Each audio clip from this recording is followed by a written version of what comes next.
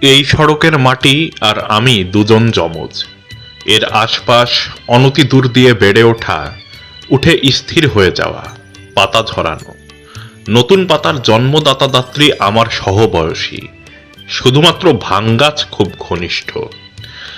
তিনজনেই সমানভাবে রাত জাগি, স্নান করি, খাই, বসে থাকি, হাঁটি, দৌড়াই, মাছ ধরি, নৌকায় ভাসি, গুলতি নিয়ে পাখি শিকারে বেরোই, স্কুলে যাই না, কত কিছু করি। কেন? এই সড়কের মুদি দোকানদারদের এমন কোনো মালামাল নেই যে আমাদের প্রেমে পড়ার চেষ্টা করেনি, করে না। আমাদের চোখ ছিল, আছে, থাকবে নিচের দিকে, পায়ের দিকে। কেন? এই অঞ্চলের প্রতিটি বাড়িতে আমাদের সুনাম দুর্নাম নিয়ে প্রতিদিনই কোনো না কোনো গল্প হয়।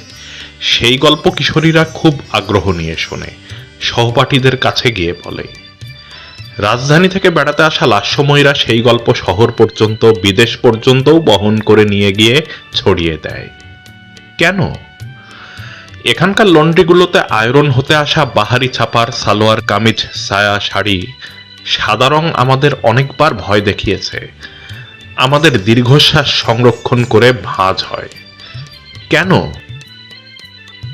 আমরা দীর্ঘক্ষণ উপরের দিকে, আকাশের দিকে, সূর্যের দিকে তাকিয়ে থাকতে পারি না।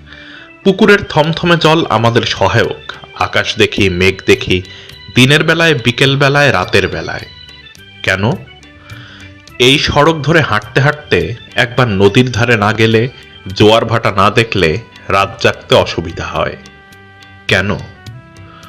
প্রমাণ সাইজ আয়নাগুলো রোজই কয়েকবার আমাদের সঙ্গে আড্ডা দিয়ে অনেক রাতে সেলুনে ফেরে।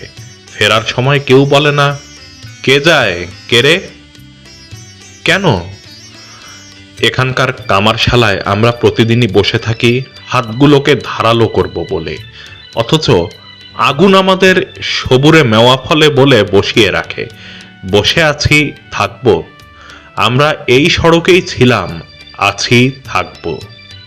কেন?